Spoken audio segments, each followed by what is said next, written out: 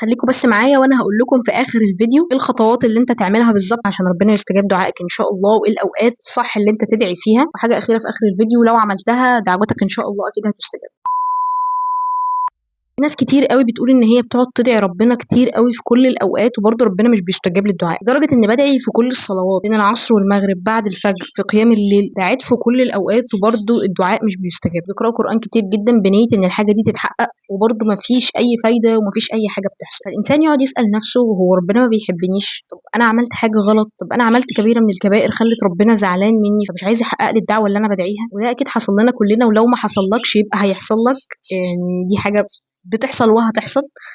دي حاجة حصلت لي زمان وبتحصل لي دلوقتي باي ذا واي وبتحصل لنا كلنا. المشكلة بقى انك لما تيجي تحكي لحد او تقول لأي حد انك مخنوق ومتضايق وعندك مشاكل كتير في حياتك، بيحصل لك حاجات كتير وحشة، او اي حاجة انت عايزها او نفسك فيها مش بتتحقق، الكلية اللي انت كان نفسك فيها ما دخلتهاش، واللي كان نفسه في كلية واوريدي دخلها فهو مش مرتاح فيها وحاسس ان هو مش مبسوط، والشخص اللي انت بتحبه او الشخص اللي انت بتحبيه وبتقعدي تدعي ليل نهار ان انت تتجوزيه وبرضه ما بيحصلش نصيب، بالعكس بتحس ان الدنيا بتتعقد اكتر مش بتتحل. وبالمرة كده شوية مشاكل في الشغل على الماشي، على حبة مشاكل عائلية، على شكارة اكتئاب ورشه اوفر ثينكينج، يعني حاجه عنب. ولما تيجي بقى تحكي لحد تقول هو انا حظي وحش ولا ده غباء من الاخرين ولا الكون كله متآمر ضدي ولا في ايه، يقول لك يا عم ما الناس كلها عندها مشاكل والدنيا كلها تعب. ده يقول لك ما انا بيحصل فيا وبيحصل فيا، وعمك مش عارفه حمدان بيحصل فيه وستك عطيات بيحصل فيها وبيحصل فيها. اما جرب تصلي، يعني جرب تصلي كده ان شاء الله الدنيا تتحل وتبقى مبسوط في حياتك. فتقول له انا اصلا بصلي الحمد لله، يعني فانت كده زنقته، لان انت كده بوظت له الحكمه وبوظت له الجمله اللي هو حافظها، اللي هو اي بني ادم مخنوق انت تروح تصلي. هو كده كده كلنا لازم نصلي، كده كده كلنا لازم نكون بنصلي. الصلاه مش بتمنع الاكتئاب او بتمنع ان البني ادم متضايق، بس طبعا بتقلل من ده بشكل كبير جدا.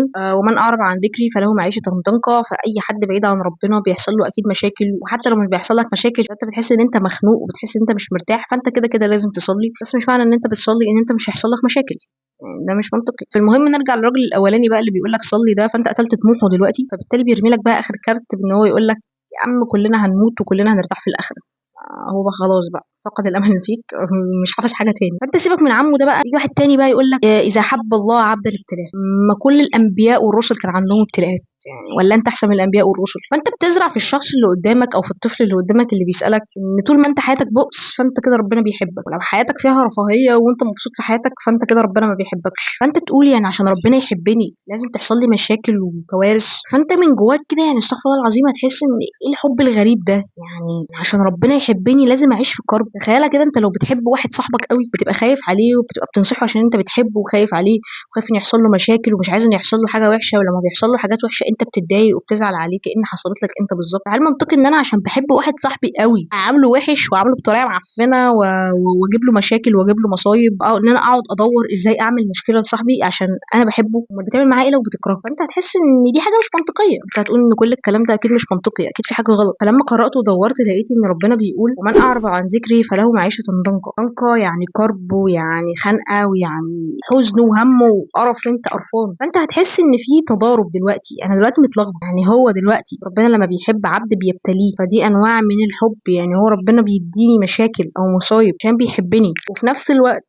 انا لو بعدت عنه ما بقتش اصلي ما بقتش قريب من ربنا مش هبقى مبسوط في حياتي برضه، وهيحصل لي مشاكل وهيحصل لي كرب. طب ازاي يعني؟ مين فيهم الصح دلوقتي؟ يعني دلوقتي الانبياء والرسل كانوش قريبين من ربنا؟ لا كانوا قريبين من ربنا جدا. ومن اعرض عن ذكري فلهم عيشه ضنكا. رغم ان الانبياء حياتهم كانت صعبه جدا والرسل حياتهم كانت صعبه جدا، رغم ان هم كانوا قريبين من ربنا، بالعكس دول كانوا اكتر ناس بتتعبد لربنا وبتتقرب لربنا، وهم في نفس الوقت ازاي كانوا قريبين من ربنا جدا وازاي في نفس الوقت كان بيحصل لهم ابتلاءات؟ فانا حسيت ان انا دماغي بجد دخلت في بعضها، تحس ان انت مش فاهم حاجه. بس انت مشكلتك بقى هنا او مشكلتي ان احنا فاهمين كلمه ابتلاء غلط. احنا فاهمين كلمه ابتلاء ان مشاكل وقرف وخنقه وضيقه. كلمه ابتلاء في اللغه العربيه يعني او في الدين ان هي اختبار. ابتلاء يعني اختبار. في فرق كبير بقى بين انك تفتكر ان كل ما ربنا يحبك اكتر يديك مشاكل اكتر ويديك ابتلاءات اكتر، وفرق بين انك عارف ان ربنا كل ما بيحبك اكتر بيختبرك اكتر. بيختبرك ليه؟ بيختبرك عشان يرفع درجاتك في الجنه. شفت الفرق ما بين الاثنين؟ نظره مختلفه صح؟ يعني انت دلوقتي لو عندك امتحان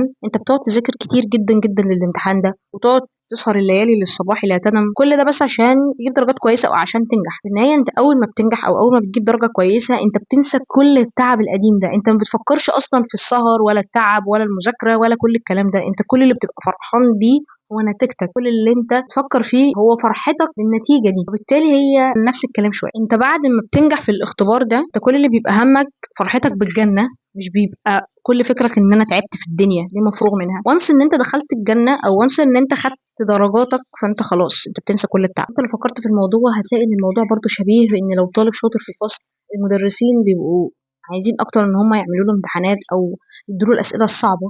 ليه؟ عشان تنمي مهاراته اكتر، عشان الشخص ده يبقى اذكى ويبقى اشطر، لانه بالتالي اتمرن على الصعب في الامتحان. خلاص هو اوريدي عارف كل الاسئله اساسا، هو اوريدي قطع شوط كبير جدا طول الترم بسبب ان المدرسين دول ضاغطين عليه في حته ان هو بيمتحنوه كتير، بيمتحنوه اسئله صعبه عشان يذاكر اكتر. انما الطالب الفاشل العيان الصايع الضايع ده بيبقى قاعد في الديسك الاخير، هو بيبقى نايم اصلا، فبالتالي امتحنك ليه؟ خلاص الصوره باينه، باين اصلا. فهي نفس الحاجه، نفس الكونسيبت، ولله المثل الاعلى. طبعا دي كلها امثله توضيحيه مش اكتر. ممكن يكون شخص غني جدا وده ابتلاءه، وشخص فقير جدا وده ابتلاءه. الغنى ابتلاء، باي ذا واي، الغنى ابتلاء. ان زي ما اتفقنا في اول الفيديو، هو الابتلاء يعني الاختبار. فزي ما الفقير ربنا بيختبر صبره ان هو يرضى ويقول الحمد لله، ربنا برضه بيختبر الغني ان هو يعطي للفقراء ويدي فلوسه للناس اللي محتاجه من الرزق اللي ربنا اداهوله، وبرضه ان هو يفتكر ربنا ويشكره، لان مش كل الناس بتشكر ربنا، عدد قليل جدا اللي بيشكر ربنا. فهو ده بيبقى ابتلاءهم، ده ابتلاء وده ابتلاء، اي نعم بصور مختلفه وباشكال مختلفه، بس الاثنين ابتلاءات، الاثنين اختبارات. مش عشان ربنا بيحب الشخص الغني ده فهو بيزيده غنى، او عشان ربنا بيكره الشخص الفقير ده فبيزيده فقر. هي ما بتتحسبش كده. الفقير ده عنده حاجات حلوه في حياته وعنده حاجات وحشه في حياته، والغني كذلك عنده حاجات حلوه في حياته وعنده حاجات وحشه في حياته. المفروض ان هو يقول الحمد لله عامه على الوحش والحلو ويرضى باللي هو فيه، هو كده هيكون نجح في الاختبار. وفي ناس ما عندهاش حاجه حلوه خالص في حياتها، بتحصل. في ناس بجد حياتها بتبقى متدمره، مفيش ولا حاجه واحده بس كويسه، ولا فلوس ولا اولاد ولا صحه ولا اي حاجه. في ناس بجد يا جماعه ولا اي حاجه خالص، والفكرة إن بتلاقيهم راضيين. أنت ممكن تكون داخل النار خلاص، يعني أنت دلوقتي كل الذنوب اللي أنت عملتها دي تدخلك النار مستريح، مكانك محفوظ، بس بسبب ابتلاء كده أنت ابتليت بيه في الدنيا وقلت الحمد لله على الابتلاء ده وعديت بيه، دخلت الجنة سبحان الله. كانك بص كان هنا وبقى هنا. ودي هنخش منها في حتة موضوع فيديو النهاردة، وهو موضوع الدعاء سبيسيفيك. يعني أنت دلوقتي لو عندك طفل في البيت، انا عارفه ان الامثله في الفيديو ده كتيره شويه، بس الامثله دي هي اللي بتوضح الفكره اكتر. انت دلوقتي لو عندك طفل في البيت والطفل ده مصر ان هو يحط صباعه في كوبس الكهرباء، كلنا عملنا كده واحنا صغيرين، ومامته جت ومنعت الطفل ده ان هو يحط ايده في كوبس الكهرباء ويموت نفسه وينتحر. هو شايف من وجهه نظره ان مامته ايدت حريته وظلمته بقى وزعقت له وكده، فهي مش بتحبه، وهو بص قرفان منها وقرفان من العيشه وعايز يطفش من البيت وعايز يلم لعبه والبامبرز بتاعه ويمشي. كل ده ليه؟ عشان ما خلتوش يعمل اللي في دماغه، اللي هو شايفه بالنسبه له حاجه مثيره للاهتمام وانترستنج وهو عايز يجربها. فانت منعتني ان انا اجرب الحاجه دي، فانت ما بتحبنيش، انت مش عايزه تبسطيني، مش عايزه اعمل الحاجه اللي انا لو عملتها هبقى مبسوط، رغم ان انت لو عملتها هتموت. فامه تبقى بتقول له هتموت يا حمار، وهو ما مش قيس القصه دي على حياتك بالظبط. القصه دي كفيله ان هي تشوف اي حاجه في حياتك في القصه دي. بس هو البعيد غبي شويه، ولله المثل الاعلى طبعا. بس انت عامل زي الطفل ده، انت شايف ان الحاجه اللي بتدعي بيها دي هي الصح ليك، وهي دي الحاجه اللي هتبسطك والحاجه اللي هتخليك فرحان ومرتاح في حياتك. مين قال لك ده؟ انت حرفيا مش عارف مصلحتك فين. هو فعلا انت مش عارف مصلحتك فين. يعني يا ريت تكون فهمت ويا ريت تكون الرساله وصلت. طيب انا دلوقتي تمام فهمت وعرفت ان كل الحاجات اللي بتحصل لي دي بحكمه، وان ربنا مش بيعمل حاجه وحشه بحد، ربنا مش بيختار لحد حاجه وحشه، وانا راضي جدا وقلت الحمد لله. ليه برضو مهما بدعي ربنا مش بيستجاب، وانا مش ببقى متوضي ولا انا بدعي غلط ولا ايه؟ لا ده انت مصر بقى، وانا عماله اهري في ايه بقى لي ساعه ونص. بص هي الاجابه في الجمله اللي فاتت. هي المشكله مش ان دعوتك مش بتستجاب، هي المشكله انك بتدعي غلط. انت فعلا بتدعي غلط. ماشي انا دلوقتي بدعي حاجه هي فعلا خير، وانا متاكد ان هي خير مش حاجه شر، هي برضو مش بتستجاب. ده انا لما باجي ادعي المشكله بتتعقد اكتر مش بتتحل. عارف انت ساعات بتدعي كده كده تقضيه واجب، انا دعيت، مش بتدعي وانت من جواك عارف ومتيقن ان محدش هيحل مشكلتك دي غير ربنا. مش بتدعي وانت متيقن وفقير لربنا، مش بتتذلل لربنا. انت محتاج تتذلل لربنا وانت بتدعي. احنا مشكلتنا بندعي واحنا بنتنك، بتدعي وانت بتتكبر. انت لو رايح تطلب من حد اعلى منك شويه مكانه في المجتمع، مديرك ولا الدكتور بتاعك ولا المدرس بتاعك، لو بتطلب منه حاجه بتبقى بتطلبها بكل ادب واحترام واستحياء. بس لما تيجي تدعي لربنا، يا رب يا رب بقى، يا رب كذا كذا كذا يحصل، يا رب كده، بتدعي باللسان.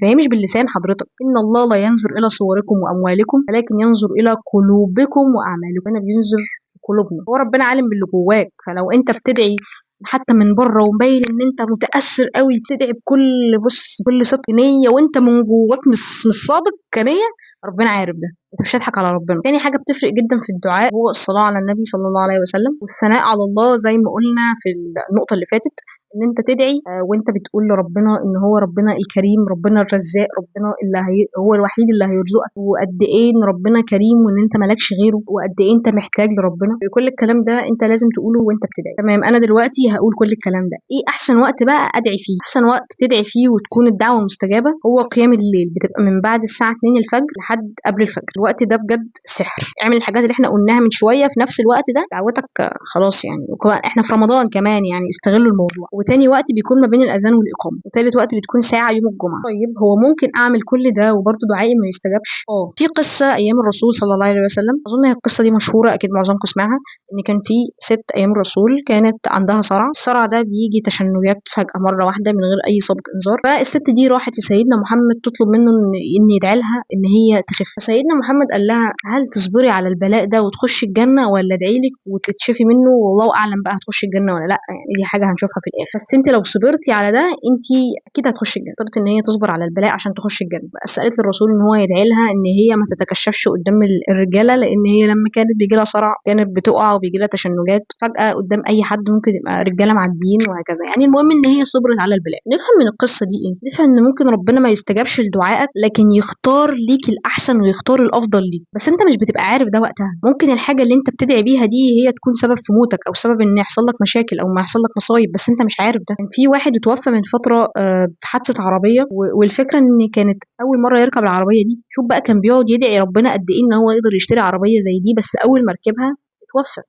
انت ما تعرفش الخير فين وما تعرفش الشر فين. في واحد تاني ممكن يقعد يدعي ليل نهار عشان يتجوز البنت اللي بيحبها، وفي الاخر بيتقابلوا في محكمه الاسره او محكمه الجنايات، حاجه من الاثنين. فانت مش بتبقى شايف الصوره كامله. ادعي ربنا ان لو الحاجه دي خير تتيسر، ولو مش خير ما تتيسرش ويصرفها عنك، عشان لو ما حصلتش تعرف ان ده كان الخير ليك وتنبسط ان هي ما حصلتلكش، وتعرف ان ربنا منع عنك اذى كبير. ونفهم برضو من القصه اللي فاتت ومن كل القصص دي 3 حاجات: ان الدعوه ممكن جدا ان هي تستجاب، الحاجه دي تحصل لك، يا تطلع شر وكان هيحصل لك حاجه وحشه جدا وربنا بدلها لك بالاحسن وبالخير ومنع عنك شر، لان الحاجه دي ما تحصلش بس ترفعك درجات في الجنه. وده نفس قصه الست اللي كان عندها صرع اللي لسه حكي عنها من شويه. فده مختصر الفيديو في ال3 حاجات دول. حاجه اخيره هقولها من الدعوات المستجابه هي الدعوات في ظهر الغيب او في ظهر الغيب. يعني ايه في ظهر الغيب؟ يعني انت تدعي للشخص وما تقولوش، او هو ما يعرفش ان انت بتدعي له. وممكن لو اي حد نفسه في حاجه يكتبها في الكومنتس وندعي له كلنا وندعي لبعض. بس كده.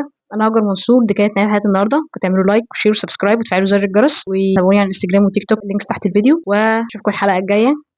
الى اللقاء.